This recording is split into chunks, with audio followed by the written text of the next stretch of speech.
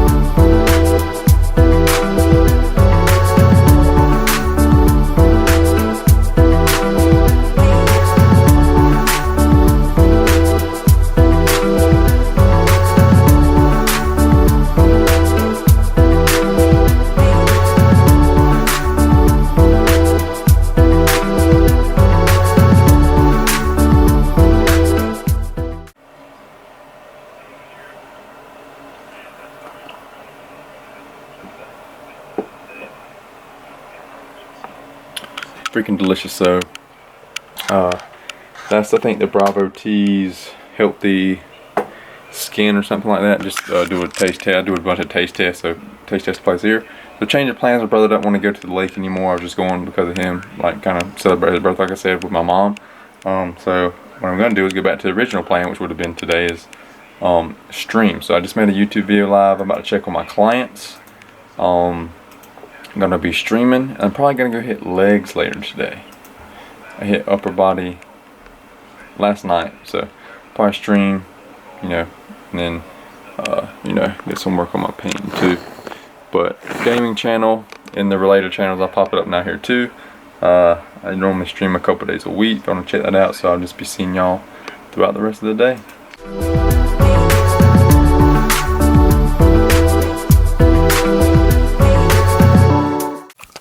Alright, so week 71 is a wrap. Weekly average 144.3. Same thing as last weekend. I still haven't been doing basically any cardio. I basically healed my chest now. I figured out what the problem was. So now I'm going to start introducing back in cardio.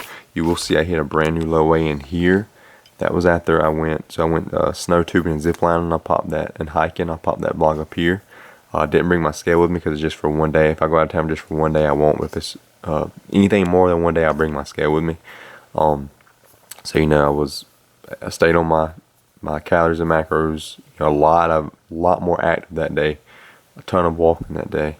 And then came back and hit a new low weigh in, and the weight kind of went back up. You see, I started out at 144.4, and then it went down, and it came back up. But if you look at the body fat percentage here, 6.2% body fat. That's the lowest I've ever seen on there, as far as I've ever been recording. I'm pretty sure it's ever as well.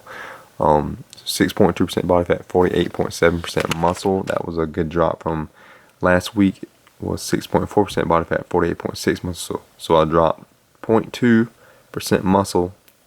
I dropped 0.2% body fat and went up 0.1% muscle. Same thing here, I believe. I dropped 0.2% body fat, went up 0.1% muscle. Then same thing this week, dropped 0.2% body fat, went up 0.1% muscle. Yeah, last week was a 0.7 drop. So I've still actually been dropping weight. This was very slow. I've cut cardio maybe somewhere over here or something. Maybe like up in here. And I still was actually losing weight pretty good. But since I'm back, I'm going to be back training, you know, at the same frequency now. I'm hitting my muscles back at the same frequency. I'm going to, you know, start actually introducing cardio again. I want to say too, just because just because my weight didn't change doesn't mean nothing happened. So I still could have lost fat and, you know, potentially built some muscle. Even though I'm super deep in a cut, 71 weeks, I've actually been gaining strength, you know, for the past couple months. So it is possible to build muscle in a deficit. So it is possible that I've actually still am progressing even though the weight didn't change. And how I'm going to know that really would be visually measure myself and all, but also by the scale. So if that body fat percentage drops and the muscle percent keeps going up, that way I know, you know, I'm progressing in the correct area. If that muscle percentage starts dropping like crazy, then I know I'm losing muscle mass. With the body fat percentage not dropping, essentially, that's how you know. Then also visually, you need to stay on top of it. That's why I'm constantly recording myself, seeing how I'm looking, making sure, you know, yes, I'm getting leaner too, but make sure I'm not getting just smaller and leaner. Make sure I'm just getting leaner and looking bigger, essentially. I'm trying to. I'm gonna rotate around the stairs. I got him. There's another one on B though. Got him. Okay. I think B stairs. Yep, behind me. Yeah, I got him. 3. Oh my god, dude, I'm hopping onto nades. Nice, GG.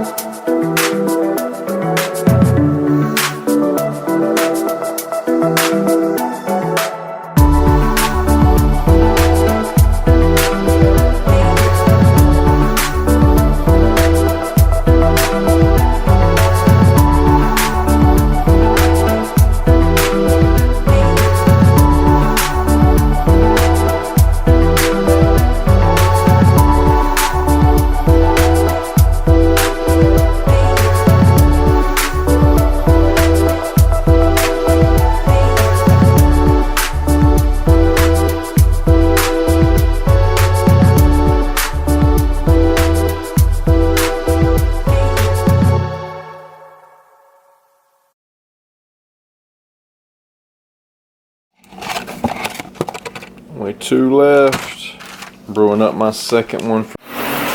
Time to trim up the beard. I just started doing here once. I was like, oh, let me record this real quick. Just a little before and after thickness. I'm not going to trim it all the way down. I got the guard on there, so it'll still be some length to it. And just grow it back out from there.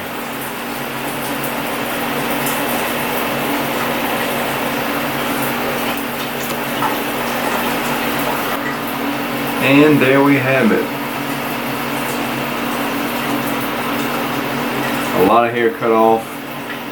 Generally I would just go with the no guard and trim it all the way down, but I don't like the way just my whole head looks with long hair down with a completely shaven face. Now if I have short hair, completely shaven face, I love it. You know what I'm saying? I think the beard looks the best with my face shape and everything, and my head shape with the long hair.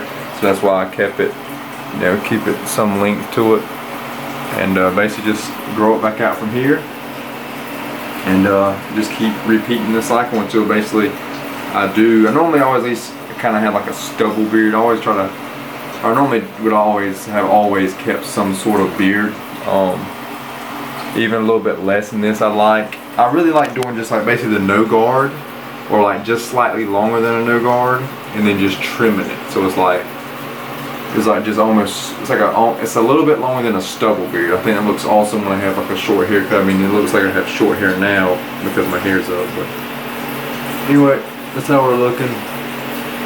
Trimmed up, slimmed up, about to get in the shower.